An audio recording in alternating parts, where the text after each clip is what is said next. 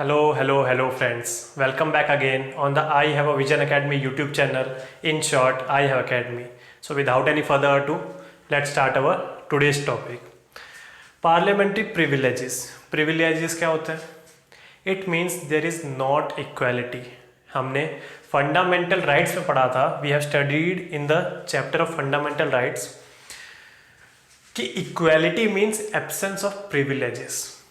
और उस टाइम हमने क्या पढ़ा था? That is some on some another level कि हमने पढ़ा था the right to equality confers jurisdictory equality. So that is some different thing, but आप यहाँ ध्यान दीजिए. तो मैं ये बोल रहा था इक्वालिटी मतलब हमने वहाँ पढ़ा था एब्सेंस ऑफ प्रिविलेजेस, है ना. But now we are studying parliamentary privileges. It means if you are part of the parliament, parliament comprises of lower house या Lok Sabha, upper house Rajya Sabha plus president. I have told you, वापस बता दिया, ठीक है. So it means if you are part of the parliament, the constitution has given you some privileges. It means you are the chosen ones. किन से? Yes, people of India से. तभी तो आपको पार्लियामेंट्री प्रिविलेजेस दे रहा है कॉन्स्टिट्यूशन, ठीक है. तो स्टार्ट करते हैं. सो दीज पार्लियामेंट्री प्रिविलेजेस, हमको ये याद करने की जरूरत नहीं है सबसे पहली बात तो. क्यों? क्योंकि ये इतना पूछा जाने के मतलब उतनी प्रोबेबिलिटी है नहीं इसकी कि ऐसे some if I quote some of the privileges कि in the premises of the parliament when session is going on, तो पुलिस आके कोई अरेस्ट नहीं कर सकती कोई एमपी को और स्टेट लेजिस्लेचर को. ये state legislatures as well as centre दोनों के लिए हैं पार्लियामेंट्री प्रिविलेजेस, ठीक है. तो एक तो है कि inside the premises of the house when the session is going on, the police can't take you into custody और अरेस्ट एनी एमपी, ठीक है. मैंने बताया था in the premises of the parliament there is only one head, that is speaker या chairman, जो भी house की हम बात कर रहे हैं उसके हिसाब से. तो ठीक है, पार्लियामेंट्री प्रिविलेजेस मिलते हैं both the houses of the parliament as well as state legislature, either unicameral और बाईकैमरल, तो दोनों में है. इट्स कमिटीज, अभी अगला ही चैप्टर हम पढ़ेंगे parliamentary committees. So there are 3 types of committees. The famous public account committee 22 member होते हैं शायद से. एस्टिमेट्स कमेटी, इसमें ज़्यादा होते हैं शायद से 30 होते हैं. And committee on public undertakings, ये इसी जैसी होती है, इसमें भी 22 होते हैं. 15 और 7 का रेशियो होता है शायद से मेंबर्स ऑफ लोकसभा राज्यसभा, अभी देख लेंगे वो भी. सो इट्स कमिटीज़, इसकी जो भी कमिटीज़ बनती हैं उनको, जैसे इन सब कमेटी मेंबर्स को मिलेंगे parliamentary privileges. And none other than AGI, attorney general of India. I think article 76 देख लेना एक बार. So attorney general of India को भी ये पार्लियामेंट्री प्रिविलेजेस मिलते हैं. अब हम इनको कैसे याद रखें कि अटॉर्नी जनरल ऑफ इंडिया को भी मिलते हैं? We have studied in the previous classes that this particular person, attorney general of India, who is appointed by none other than President of India, he has the right to attend any court proceedings. कोई भी court में, कोई भी case में ये उस proceedings में बैठ के एज अ मेंबर देख सकता है कि क्या क्या हो रहा है, ठीक है. He can sit in both the houses of the parliament, ये भी मैंने आपको पढ़ाया है, ठीक है. And if there is particular committee to which he is named as a member, so उसमें तो जा ही सकता है. तो डिफरेंस क्या है इसके बीच में एंड एमपीज के बीच में? He doesn't have any voting rights. This is the main point. तो ये मैंने थोड़ा सा रिवाइज करवा दिया. तो आप ऐसे ही समझिए क्योंकि ये हर जगह जा ही सकता है, as he has the right to attend any of the parliamentary session and court sessions, each and every court session.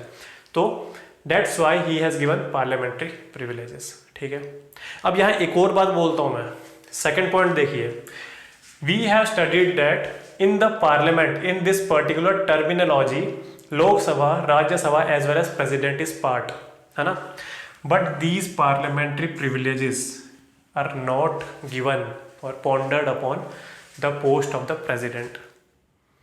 So this is very trick and probable question in the UPSC. अब यहाँ से मुझे एक और चीज़ याद आ गई, वो भी बहुत अच्छा ट्रिक है. I have told you number of cases when the bill that has been introduced or that has been transferred to Lok Sabha will lapse, है ना। ये 4 या 5 हमने पढ़े थे in the previous classes, you can go and check it out. So आपने वहाँ ध्यान नहीं दिया हुआ क्योंकि in the initial stages of preparation we tend to avoid certain particular words, specific words. So at that particular time we are talking about dissolution of Lok Sabha,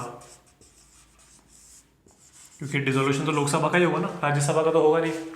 so at that particular time on that particular topic the lapsing of the bills, कब lapse होंगे कब lapse नहीं होंगे, उसमें हम dissolution of Lok Sabha as a head पढ़ रहे थे। But what about prorogation?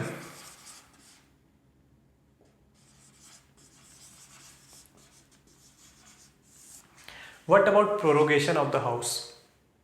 These are completely two different terminology.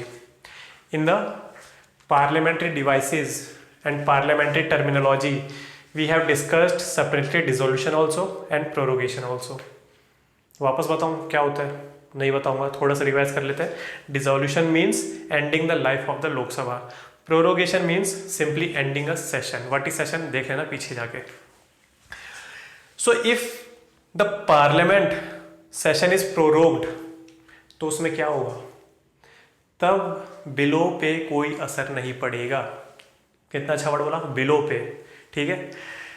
So in this particular matter on the prorogation of the houses of the parliament और prorogation of the session, there is no effect on the bills that has been introduced in either house of the parliament.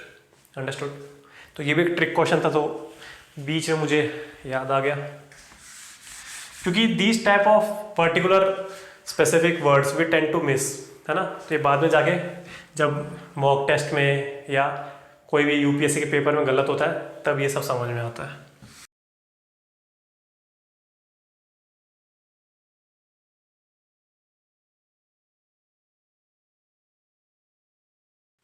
So these particular privileges are not entitled to the President of India. There are two types of bills, these privileges. Individual and group, yeah, for whole of parliament. So parliament as a body has some privileges as well as every individual minister, not minister, every member of parliament has some privileges, ठीक है। अब ये क्या है, इनको याद करने की ज़रूरत नहीं है। जैसे मैंने एक तो बताया, शायद से वो 40 दिन का है कि during the session of the parliament, 40 days ahead of the session and 40 days when the session has been terminated, then 40 days after the session. तो in this particular period you can't arrest any MP, है ना। तो ऐसे ही कुछ ये सारे privileges हैं। आप एक बार लक्ष्मीकांत सेन पे निगाह डाल सकते हैं, but I don't think so it has very and very low probability to be asked in the UPSC exams, ठीक है। पार्लियामेंट एज अ ग्रुप के पास भी बहुत प्रिविलेजेस है कि वो अपनी सीक्रेट मीटिंग्स कर सकते हैं।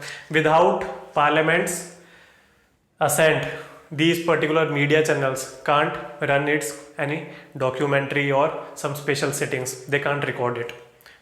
पार्लियामेंट का पहले असेंट चाहिए होगा, ठीक है। So this type of privilege has been entitled to the individual member of parliament as well as parliament as a body, ठीक है। Then contempt of the house, this particular terminology contempt of the house has much greater meaning than the breach of privilege.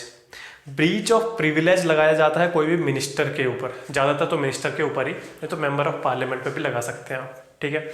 जैसे if the minister is withholding some facts, like we have signed Rafale deal with the French government, so he is मिसकोटिंग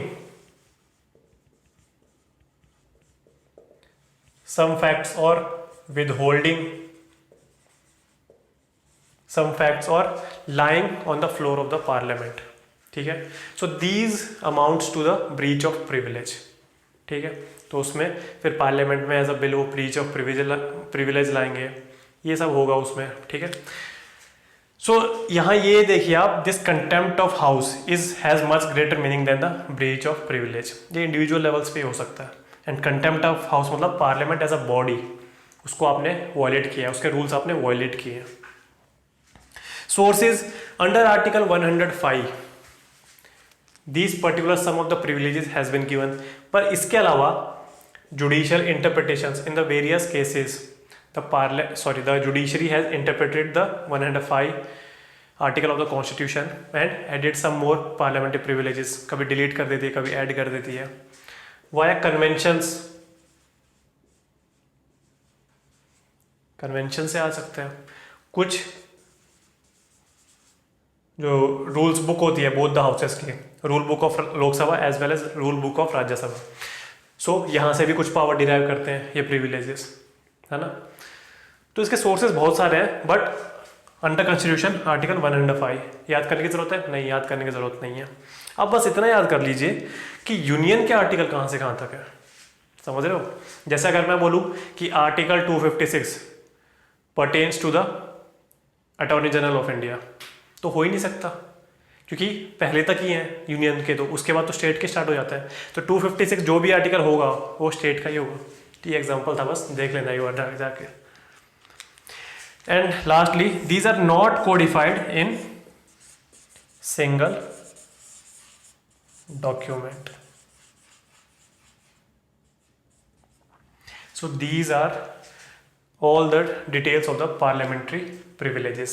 Now we will jump to the topic of, क्या लिखा था हमने यहाँ, parliamentary committees. वो भी छोटा सा डायलॉग है, सॉरी छोटा सा टॉपिक है, but that is also an important topic. और CAPF में शायद से इसी साल के उसमें उससे क्वेश्चन भी पूछा गया था, शायद से PAC के बारे में, पब्लिक अकाउंट्स कमेटी के बारे में। So observe this and we will jump to parliamentary committees.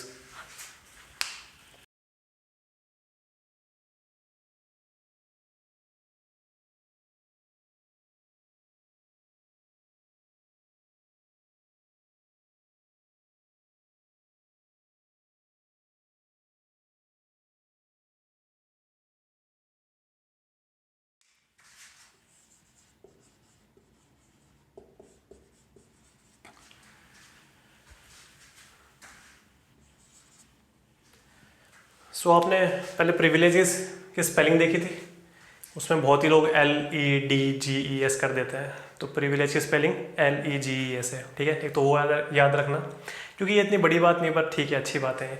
Committee की भी देख लीजिए, MMTTE। So this is the correct spelling of committees. So now jumping to English को छोड़ के parliamentary committees. Now these are of two types.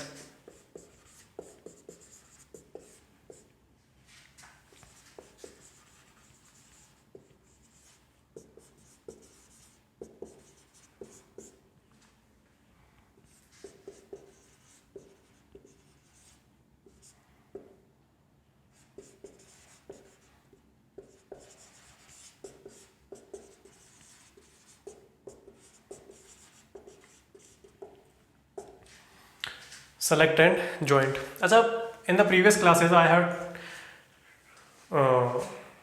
told you about the joint session of the parliament. तो joint session में वैसे तो मैंने under mark में दे रखा है, but how many times this particular joint session has been called by the president? ये पता है आपको? क्योंकि ये शायद से एक पेपर में तो नहीं आया, पर ठीक है, अभी हम मॉक भी करेंगे प्रैक्टिस इसी चैनल पे, तो उसमें भी आएगा। तो how many times this particular joint session has been called, और वो कब कब थे, कौन कौन से बिल के नाम थे। तो ये ठीक है, अपना देख लेना जाके, आज होमवर्क आपको याद हो जाएगा। एक बता देता हूँ, एक पोटा था, ठीक है, तीनों बता दो क्या, चलो आप देख के आना, छोड़ो।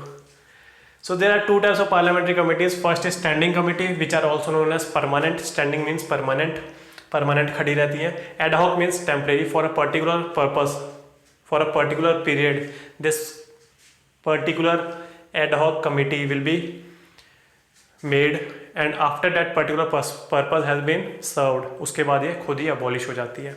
सो these are called temporary add hoc committees.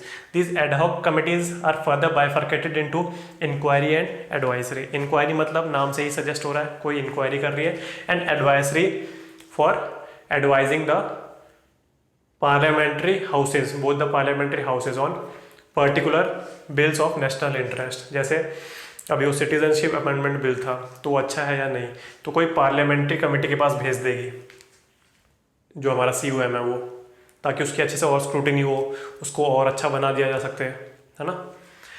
So that type of committees are called advisory committee, और advisory committee are also bifurcated into two, select and joint. ये मैंने आपको पहले बता रखा है। Select means a particular house is selected, Lok Sabha, अच्छा लोकसभा की कमेटी बना रही है, चलो सारे के सारे मेंबर्स लोकसभा से। अच्छा फिर से सेलेक्ट करो राज्यसभा, राज्यसभा की कमेटी बनानी है, yes, so all the members are from Rajya Sabha. So select committee comprises of members of only one house, है ना। और ज्वाइंट कमेटी समझ आ रहा है नाम से, ज्वाइंट दोनों से आएंगे। तो पहला पढ़ लेते हैं financial. These particular parliamentary committees are in constitution, but constitution hasn't defined their composition as well as selection of members. So these all provisions किसके हाथ में होंगे जब कॉन्स्टिट्यूशन ने डिफाइन नहीं किया? पार्लियामेंट्री प्रीमिसेस के अंदर है, किसके हाथ में होने चाहिए? सब चीज़ें स्पीकर के हाथ में या चेयरमैन के हाथ में। Financial committees are of 3 types.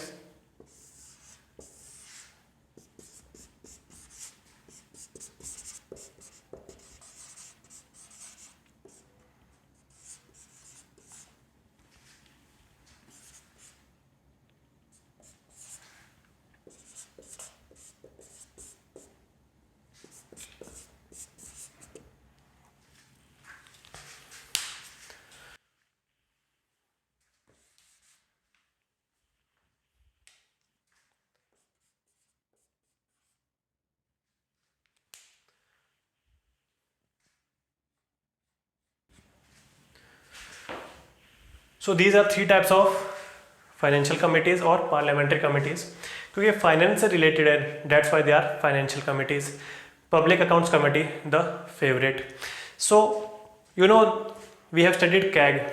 So CAG submits 3 reports to the parliament president.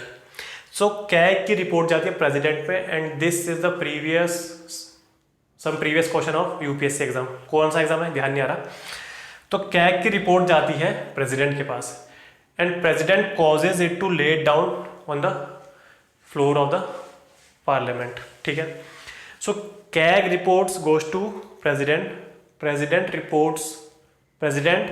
Give its assent or has the duty and responsibility to put these particular reports in front of parliament, and parliament they give these particular reports to the PAC, public account committee. कौन सी reports की बात कर रहा हूँ मैं? Financial, जो भी money related है, बिल्स जैसे मनी बिल, इन सबको, ठीक है। सो पब्लिक अकाउंट्स कमेटी के पास जाती है, ठीक है। So there is first of all involvement of CAG, और तभी बोला जाता है CAG serves as the help और गाइड और आई ऑफ द PAC, ठीक है। PAC में it constitutes of 15 members from Lok Sabha and 7 from Rajya Sabha. कितने हो गए? 22। यही replica committee on public undertakings में आएगा, इसमें भी 15 और 7 Lok Sabha Rajya Sabha and 22 members. So the difference between two or involvement of CAG यहाँ है, there is no involvement of CAG here और here. Understood? The chairman of these particular committees will be appointed by none other than Speaker of the House, ठीक है। But there is a twist. No minister can be the chairman of these particular committees. Chairman और member कुछ नहीं हो सकता। क्यों नहीं हो सकता? Because these committees are constituted for the scrutinization of the financial bills. So अगर घपला मिनिस्टर ही कर रहा है तो वो तो उधर वापस चेयर पे और गद्दी पे जाके बैठ नहीं सकता कि मैं अपने काम को स्क्रूटिनाइज करूंगा खुद ही, है ना। ये हो गया जो नेचुरल लॉ का हमने कोई लॉ पढ़ा था ना, तो उसके अगेंस्ट हो गया ये, तो है ना, जज ऑफ इट्स ओन केस, ये तो हो नहीं सकता। सो मिनिस्टर्स इनका पार्ट नहीं होते हैं, ठीक है। By convention the chairman of PAC is appointed as the member of opposite party. ऐसा तो होता नहीं, जो भी COM है उतने ही सारे मेंबर्स हैं हमारे लोकसभा में, है ना। कुछ जो जीती हुई पार्टी है, the party who is ruling, he has maximum number of MPs, है ना, greater than the opposition in the Lok Sabha. So it is not that all the COM are equal to all the MPs of ruling party in the Lok Sabha. क्यों? क्योंकि COM की strength तो only 15% है of the Lok Sabha. सो जो बाकी बचे members है ruling party के, the rest members, the remaining members of the ruling party apart from this 15% of the COM, they also can't be elected और appointed as a chairman of this particular committees. ठीक है, तो इनमें ज़्यादातर opposition के leader रहेंगे, है ना. Then estimates committee, I have told you, comprises of 30 members only from Lok Sabha. This is a different committee. Why? These particular two committees are comprising of members of Lok Sabha as well as Rajya Sabha.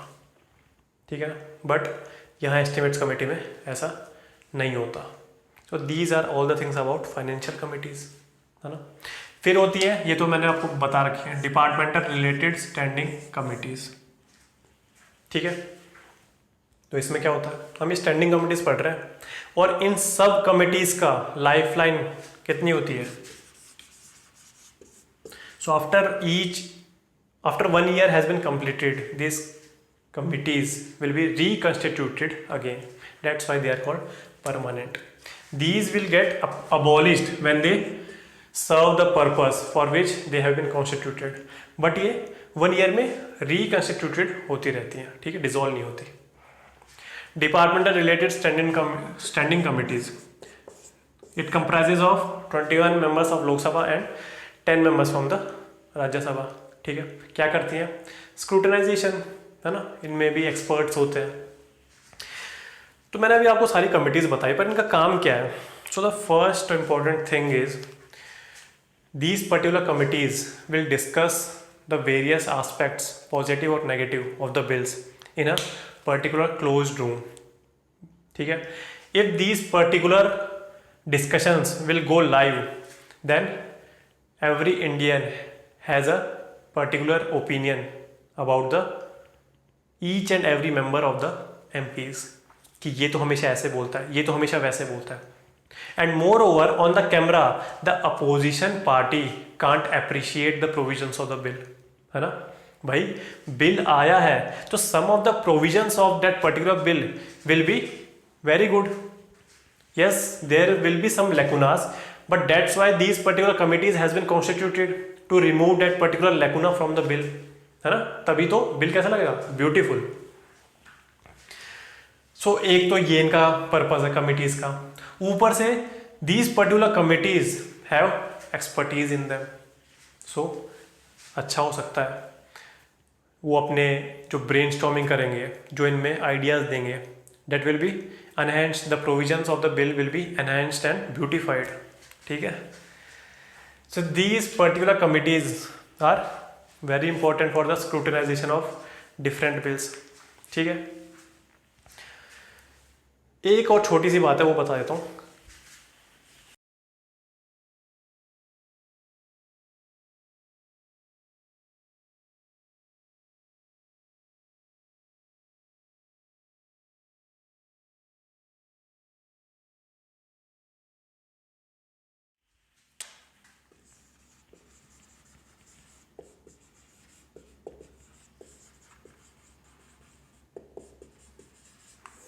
This particular term consultative committee has no relation with the parliamentary committee. ये एक अलग से ही committee है, तो this is not a part of parliamentary committee. ठीक है, and its chairman can be a minister. क्यों? Because it is not a parliamentary committee. So कहाँ थी ये committee? Under ministry of parliamentary affairs. So it is coming under a ministry of the parliament. Understood? So these are all about parliamentary committees. Hope आपको अच्छे से समझ आई होंगी ये सब बातें. छोटी क्लासेस रखेंगे, कम वीडियोस आएंगी, सब मैंने आपको बता रखा है. If you like this particular video, please give it a thumbs up and share the particular video with your friends. तब तक के लिए गुड बाय, जय हिंद.